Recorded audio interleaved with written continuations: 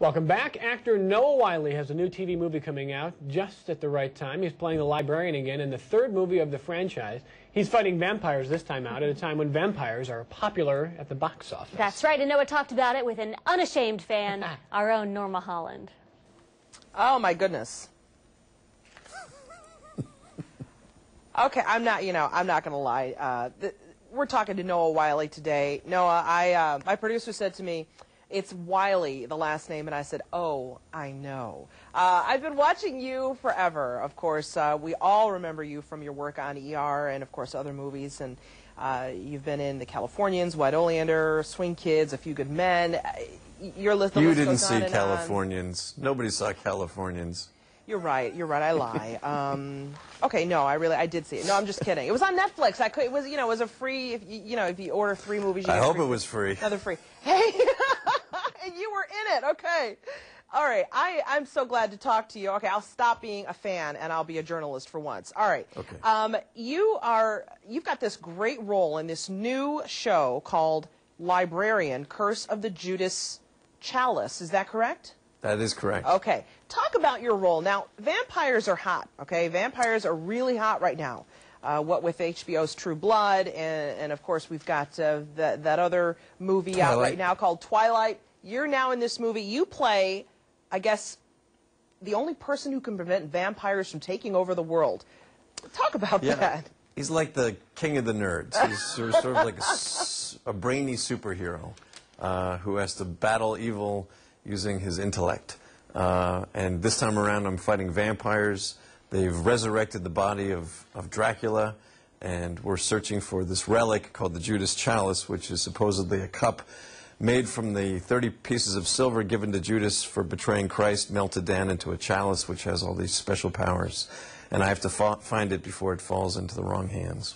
Now, the idea to do this, I mean, you have to admit, it's right on point with what America is in love with right now. I mean, you mentioned the word vampire, and like I said earlier, people just instantly are like, ooh, really, And to think of it's coming out now at Christmas time of all times, right?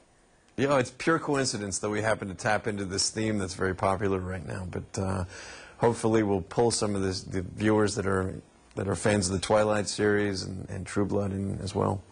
Talk about what you've been busy with. I know you were in W. The recent movie. Yes, briefly. Yeah, very briefly. I'm trying to remember. I did see that movie, but I don't remember your role. What did you play? Really? I'm sorry. No, I so apologize. It was a while ago. I was half asleep. Understandable. I played a guy named Don Evans, who was an early oil buddy of Bush's, who helped him through some of his early campaigns and ended up Secretary of Commerce. It was a nice little role. A lot of it ended up on the cutting room floor, but it was a great experience to work for Mr. Stone. And to watch Josh Brolin build an unbelievable performance, I thought. I have to say, it was. I mean, you really suspended disbelief when you saw it, because you're thinking, he can't possibly play George Bush, but he really did. What else are you busy with? Yeah, what else are you busy with? I know you've done so much work all these years, and of course now you're in this one show, but what else are you working on?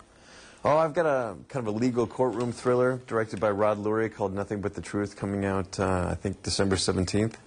And I'm going back on ER to do the final few episodes before it sails off into the sweet hereafter. What's that like to be part of a show that was really, I think, started the whole, medical room genre, drama on television?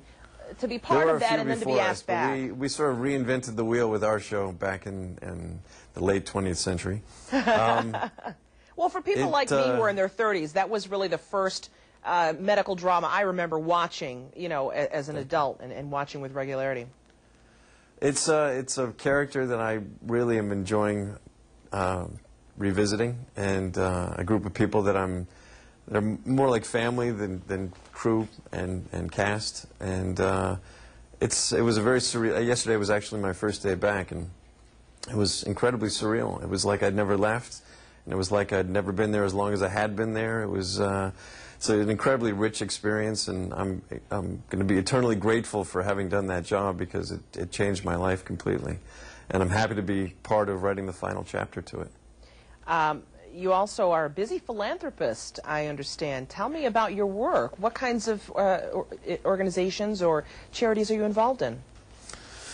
Oh, there's a few. There's a few. I gravitate mostly to organizations that deal with human rights issues. I do a lot of work with an organization based in New York called Human Rights Watch, which is a legal organization that does all sorts of advocacy work on behalf of torture victims, refugees, and they compile the data that goes into war crimes tribunals. Wow. They're really terrific.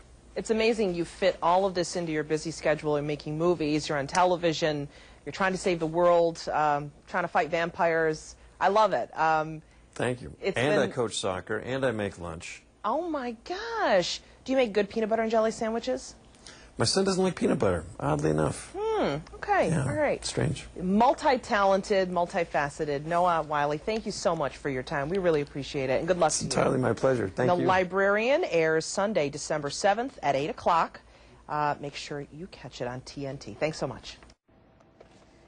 Calm down, ladies. Calm down. They have since set a lunch date, Norma and Was Noah. that the most bizarre conversation you've ever seen on television? I love Norma. That was That so was funny. awesome. That Talking was so about funny. his son does not like peanut butter. You will not find that, even if he's on Good Morning America. I guarantee it. I'm sorry I fell asleep at your movie. It's so honest. No, it's fantastic, and he was so sweet. It was priceless. More to come on more to come on 13 News this morning on CW16.